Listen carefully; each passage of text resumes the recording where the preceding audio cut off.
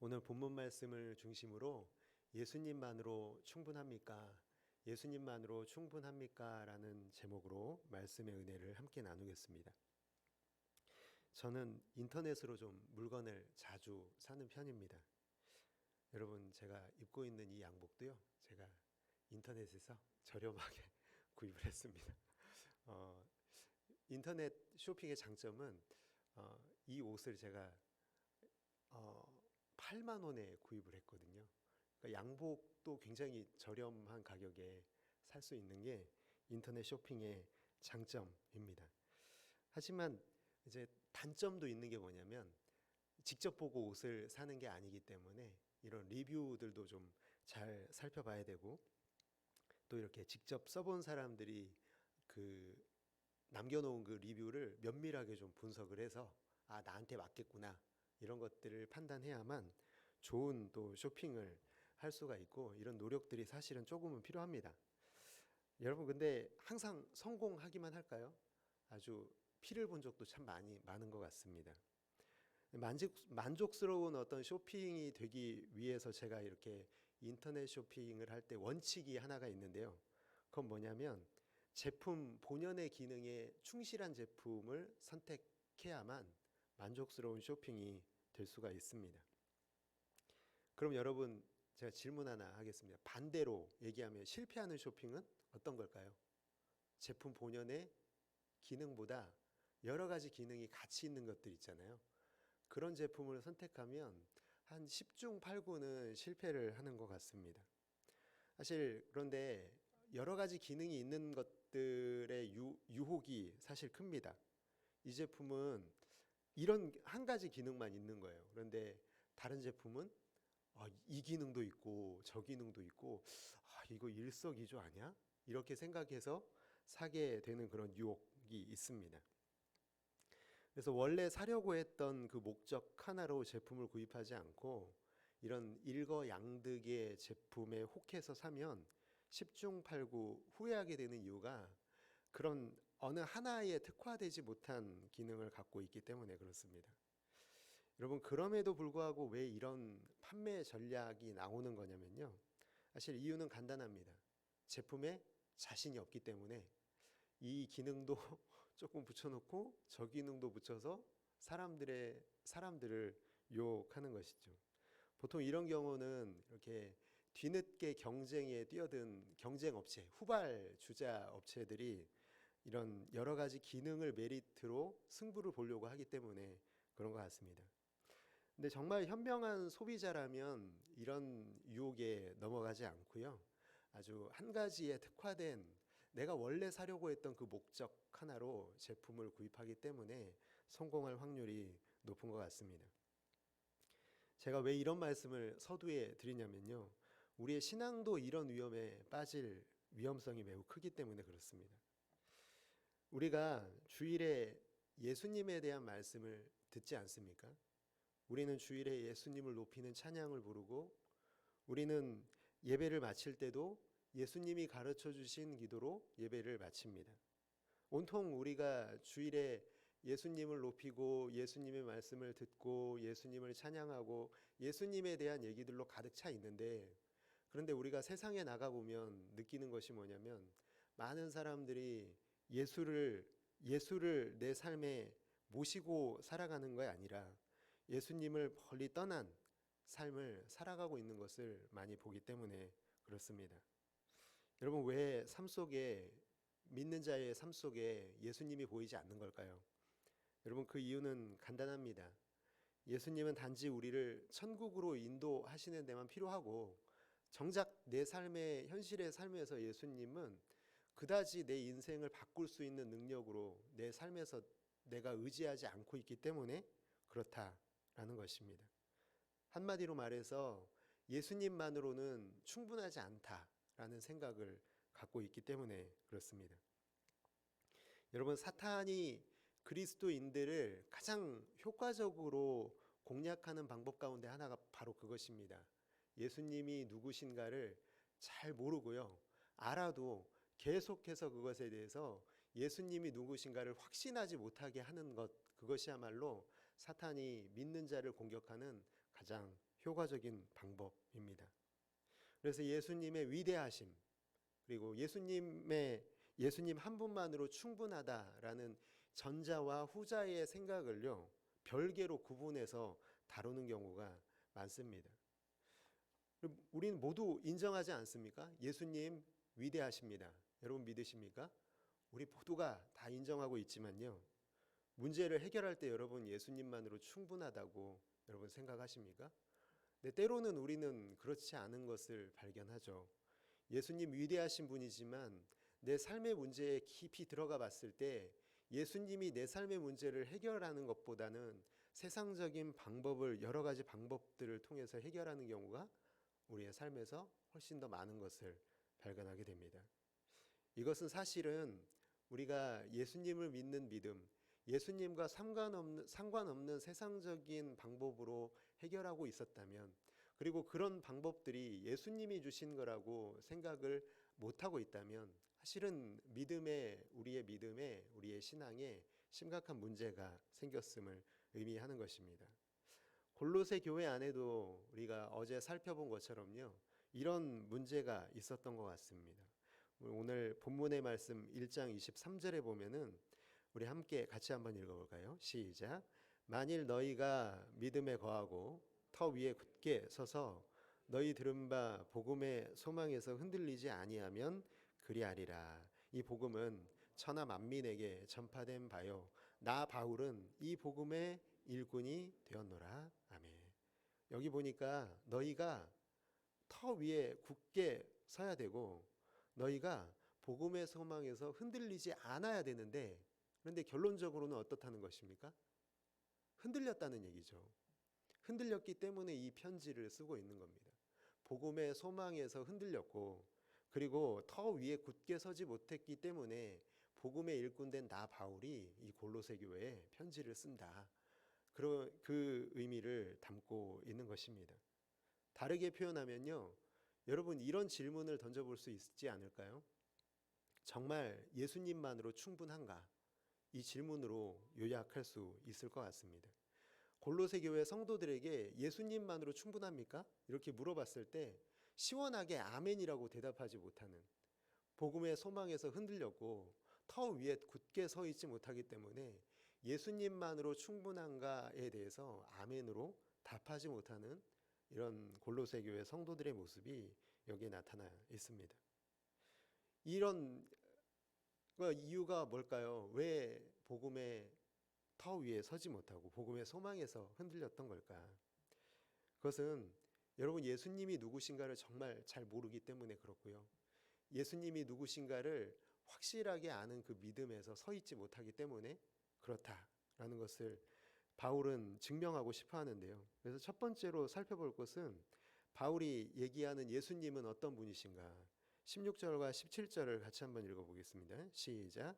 만물이 그에게서 창조되되 하늘과 땅에서 보이는 것들과 보이지 않는 것들과 혹은 왕권들이나 주권들이나 통치자들이나 권세들이나 만물이 다 그로 말미암고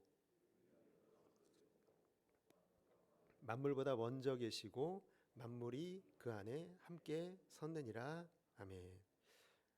흔들리고 있는 이유가 뭐냐면 바로 이런 세상의 이런 존재들, 힘 있는 자들, 나의 인생에 영향을 끼치는 자들을 예수님보다 더 의지하고 있었기 때문에 흔들릴 수밖에 없었던 것입니다.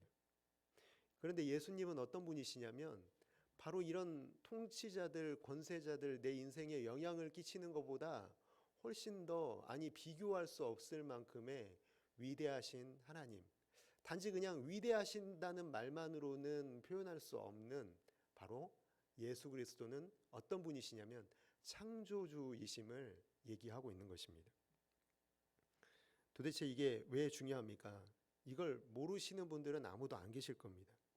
예수님이 위대하신 분이라는 것은요, 예수님은 피조물인 우리와 온전히 다르다는 것입니다. 예수님은 창조주시라는 것입니다. 단순히 예수님을 위대하시다고만 말한다면 이 세상에는 탁월한 사람들이 참 많지 않습니까?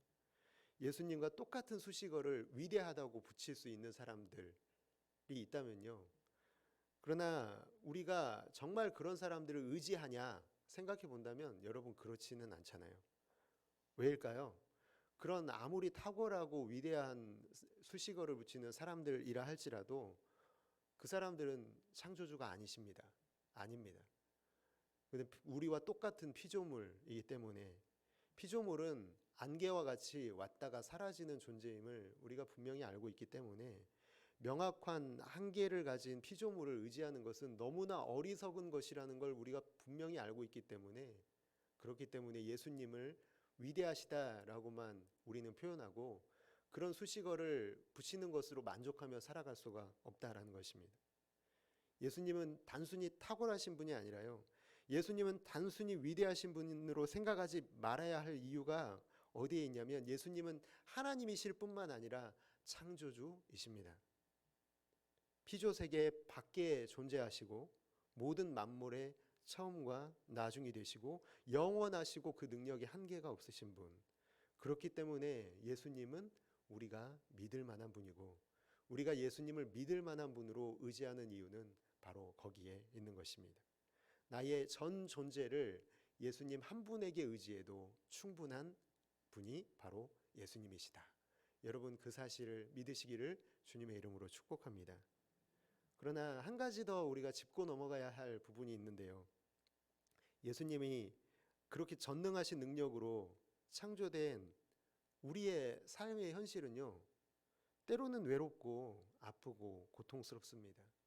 때로는 우리가 이해할 수가 없죠. 왜 예수님이 우리를 창조하셨는데 왜 우리의 현실은 우리가 예수님이 창조한 그 아름다움에 그렇게 따라갈 수가 없느냐.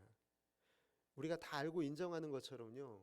온 피조 세계가 다 죄로 인하여 어그러지고 망가져 버렸기 때문에 그렇습니다. 죄로 물들어 버린 이 피조 세계는 고쳐 쓸 수가 없는 것이 되어 버린 거죠. 그래서 죄로 물든 이 피조 세계에 대한 성경의 처분은 분명합니다. 죄의 삭은 사망이라. 죄의 삭은 사망이라는 말은요. 죄로 물들어 있는 모든 것들은 사망해야만 맞다라는 것입니다. 심지어 1장 21절에 보니까요. 골로새서 1장 21절에 전에 악한 행실로 멀리 떠나 마음으로 원수가 되었던 너희를 이렇게 되어 있습니다. 이것은 하나님과 사람이 원수가 되었다고까지 말씀하고 있습니다. 단순히 그냥 죄로 물들었으니까 죽어야지가 아니라 하나님과 사람 사이에는요. 죄라는 절벽이 가로막혀 있는데 그냥 싫어하는 정도가 아니라 하나님이 우리를 원수처럼 대하고 있다는 것입니다. 우리도 마찬가지로 하나님을 원수처럼 대했던 우리의 과거의 행적들이 남아있지 않습니까? 만나기만 하면 반드시 죽여야 하는 원수. 원수는 외나무 다리에서 만난다는 말을요. 요즘에는 너무 우스갯소리로 하는 경향이 있지만요. 사실 둘 중 하나가 외나무 다리에서 만난다면 반드시 죽어야 되는 상황, 참 무서운 상황을 얘기하고 있는 거죠. 마치 이 무서운 속담에서나 이 쓰는 표현을 하나님과 사람 사이에 쓸 만큼 이 원수라는 단어가 의미하는 것은요. 관계가 가망이 없을 정도로 깨어지고 망가져 버렸음을 의미하는 것입니다. 21절의 말씀이 우리의 인생 가운데 비극으로 끝나지 않기 위해서 다시 말해서 죄로 인해서 어그러지고 망가져버린 세상에 반드시 답이 필요한데요. 그 답이 어디에 있습니까? 1장 22절의 말씀을 같이 한번 읽어보겠습니다. 시작. 이제는 그의 육체의 죽음으로 말미암아 화목하게 하사 너희를 거룩하고 흠없고 책망할 것이 없는 자로 그 앞에 세우고자 하셨으니. 아멘. 하나님과 원수된 우리를 위해서 피조세계를 만드신 창조주께서요. 예수님께서 자기 자신을 낮추어서요. 창조주이신 예수 그리스도께서 하나님께서 이 세상 속으로 들어오신 사건이 필요했던 것입니다. 가장 수치스러운 십자가 죽음, 누구도 당하고 싶지 않은 그 수치스러운 십자가 죽음을 스스로 택해서요. 죄 지은 자들이 받아야 할, 죄인들이 받아야 할 당연한 몫인 그 하나님의 진노를 온전히 받아내는 하나님의 어린 양, 화목제물이 되셔서 하나님과 우리 사이를 화목하게 하신 것. 그것이 바로 우리가 세상 속에서 발견할 수 있는 답이라는 것입니다. 이렇게 하나님과 사람 사이에서 예수님이 친히 화목제물 되셨음을 믿는 자들은요, 새로운 피조물이 되었다라고 분명히 성경은 말하고 있습니다. 이렇게 완전히 새롭게 된 존재인 여러분, 저와 여러분이요. 그리고 완전히 새롭게 된 존재인 성도들의 모임인 교회가 바로 새 창조의 주님이신 예수님을 통해 모든 공급을 받고 있음을 의미하는 것입니다. 우리가 살아갈 때 모든 필요한 것들을 다 공급하시는 분이 여전히 우리의 삶에 예수님이라고 믿습니다. 그렇기 때문에 예수님 외에 다른 게 필요가 있겠습니까? 예수님만이 우리에게 충분하다라는 것을 바울 사도는 우리가 함께 나누기를 원하고 있는 것이죠. 여러분께 제가 한 가지 묻고 싶습니다. 여러분은 어떠신가요? 여러분은 예수님 한 분만으로 충분하십니까? 여러분의 삶의 문제 앞에서도 예수님 한 분만으로 충분하십니까? 이 세상의 문제에 대한 유일한 답이 예수님 한 분이라고 여러분 확신하십니까? 복수 정답도 유사 정답도 없습니다. 다른 답은 없습니다. 오직 하나의 답, 예수 그리스도만이 있을 뿐인 줄을 믿습니다. 우리가 불렀던 찬송가 96장은 바로 이 답을 너무나 확신하고 있는 사람이 지었음에 틀림없습니다. 어떤 가사의 내용이었는지 여러분 조금이라도 기억나십니까? 우리 주 예수 그리스도는 어떤 분이시냐면 우는 자의 위로, 없는 자의 풍성, 천한 자의 높음, 잡힌 자의 노임, 우리 기쁨, 우리 생명, 우리 평화, 우리의 영광이 되심을 노래하고 있습니다. 우리가 정말로 구원받았다면, 우리가 정말로 영생은 유일하신 참 하나님과 그의 보내신 자 예수 그리스도를 안다라고 우리가 고백하고 있다면, 그런 사람이라면 바울이 말한 것처럼 이 세상이 아무리 우리를 유혹해도요, 다른 정답이 있다고 유혹해도요, 우리는 복음의 소망에서 흔들리지 않아야 하는 것입니다. 그러므로 우리는 세상 앞에 나갈 때, 우리의 어그러지고 망가진 이 피조 세계로 나갈 때요, 우리가 가지고 붙들고 나아가야 할 정답이 예수 그리스도이심을 삶으로 이 찬양을 우리의 삶에서 불러야 할 책임이 우리에게 있는 것입니다. 우리는 예수 안에서 창조되었고, 예수 안에서 구원받았고, 예수 안에서 주님과 더불어 사는 것이 정답이다라고 외쳐야 하는 책임이 우리 가운데 있음을 오늘 본문은 우리에게 가르쳐 주고 있는 것입니다. 특별히 마지막 제가 말씀드렸던 문장, 예수 안에서 주님과 더불어 살고 있다, 이 부분을 사탄은 계속해서 공격할 것입니다. 예수님이 이 세상 창조하셨고 이 망가진 세상 속에서 우리를 구원하셨지만 여전히 삶의 문제에서는 다른 게 필요하다라고 사단은 우리를 자꾸 유혹할 것입니다. 유사 정답이 있다고, 복수 정답이 있다고 우리를 유혹하고 그 방법으로 나아가게 하려고 우리를 멸망시키려고, 흠없고 책망할 것이 없는 자가 아니라 흠없고 책망할 것이 있는 자로 우리를 세상 속에서 살게 하려고 사단은 우리를 계속해서 삶 속에서 공격할 것입니다.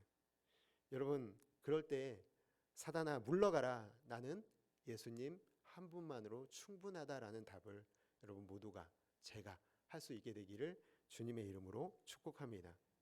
오늘날 정말 많은 분들이 이렇게 얘기를 해요. 그런 얘기들 너무 흔히 나눕니다. 복음이 힘을 잃은 것 아니냐.